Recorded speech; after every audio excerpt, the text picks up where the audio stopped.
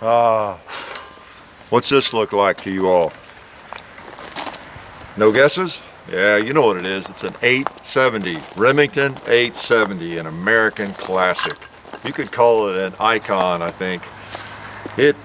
Wow, this thing rides and has ridden in so many police cruisers for so many decades. It should be a gun that many people have seen, even if they're not into firearms. They've seen them in the hands of policemen all over, police personnel all over the country and world, I would guess. This one, the Remington 870, is old wooden stocked and wooden forearm version. These guns can be still found.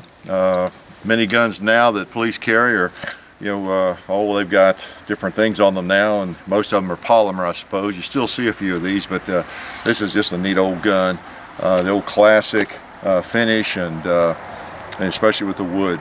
It is an express magnum, so it will fire 3-inch shells, and I think the early ones were probably 2 3/4.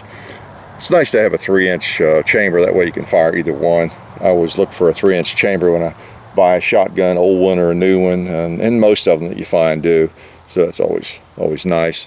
And this one, I believe someone's done some refinishing perhaps on the wood. It's really in good shape and looks good, feels good. So this gun, this is the kind of gun you can find at a gun show, actually. These old police trade-ins and things, pretty reasonably priced. You don't have to have a souped up $1,000 shotgun or $600-700 shotgun. These things will get the job done. You might find one for $200 or $300 somewhere, and they will work just as well, really, as almost anything else. So something to keep in mind. Shotguns don't have to be that expensive. Even some of the new ones are not that expensive. But the good old Remington 870, been around forever, used in, I know, in Vietnam. I think, along with the Mossberg, that this one is actually, I don't know, sanctioned or adopted by the U.S. military. I believe they use this and the Mossberg. I could be wrong on that. Some of you folks that are in the military can chime in on that one. But this and the Mossberg, I guess 590, are two of the most popular pump shotguns out there today, or the Mossberg 500 for that matter. Whoa!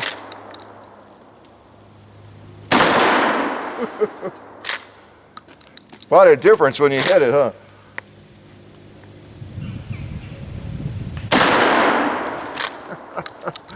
Make short work of that. I guess while we're at it, we might as well take this one. Let's see, maybe I'll take a step back. I don't really need a shower. It's really cold out here. Whoa! Made mist out of that thing. Woo! Wonder if I can hit the gong with this. I've never shot this at long range, this one.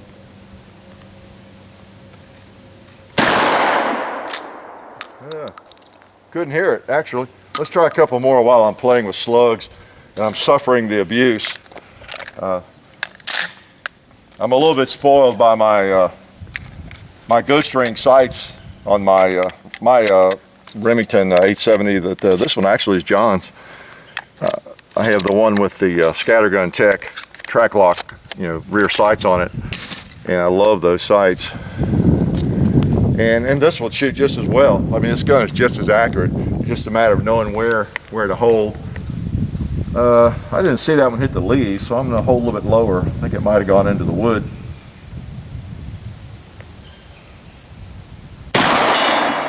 Yeah.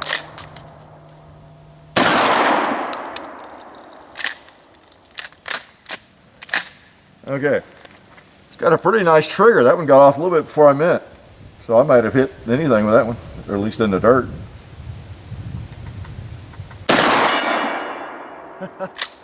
Yeah, I'm holding pretty low, actually.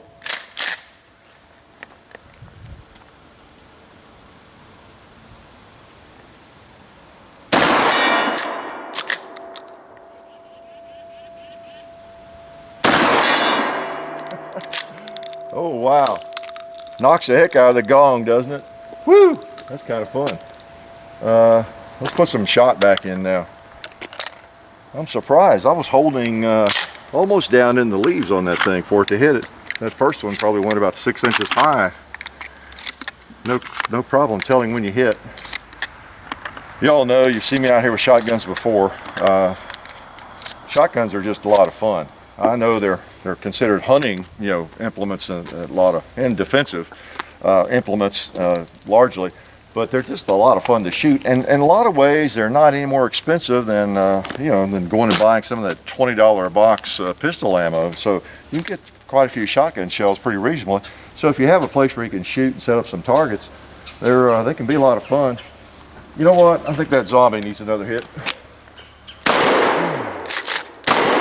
Ooh. 10 cans.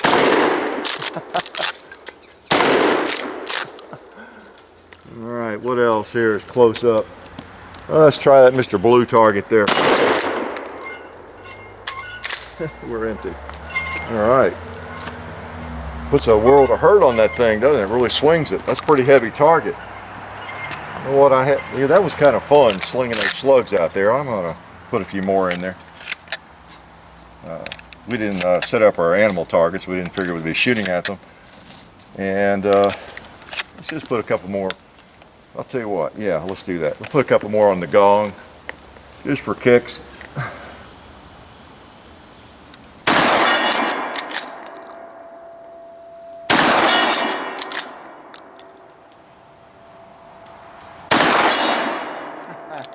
Nice. Now, I'll tell you what I'm going to do. I'm going to put a couple of bird shots in there.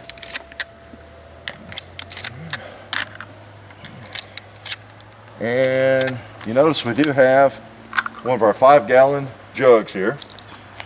So I have a slug coming up first. I'm going to get a little closer. And let's just work on him a little bit. Whoa!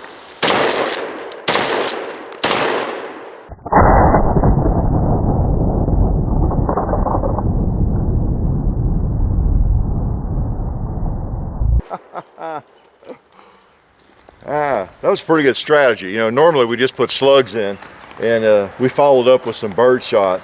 And I just happened to know, it always pays to know what's in your gun and in your magazine. Of course, in a really stressful situation, you can't rely necessarily on your memory, but I happen to know that there's a slug coming up, that last one. So we need to go back to, yeah, we don't have anything else here I'm forgetting about. Actually, nah, we don't. That one's shot. Okay, I'm going to put one more on the gong.